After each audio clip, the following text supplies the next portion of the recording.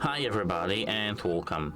Today I have the Nothing Ear 2 buds and I'm going to tell you how you can easily pair them with your Android device. So, at first we have to enter the settings and here we have to enter connected devices. Now let's stop pairing the device and here now let's close the case. Now let's open the case and here we have to hold the setup button, I'd say at least 4 seconds. Now as you can see we have ear 2. We can click connect here. Now we don't have to really download the application, but if you want we can download. And as you can see now we have our ear 2 buds paired. That's it, hope it helps you and goodbye.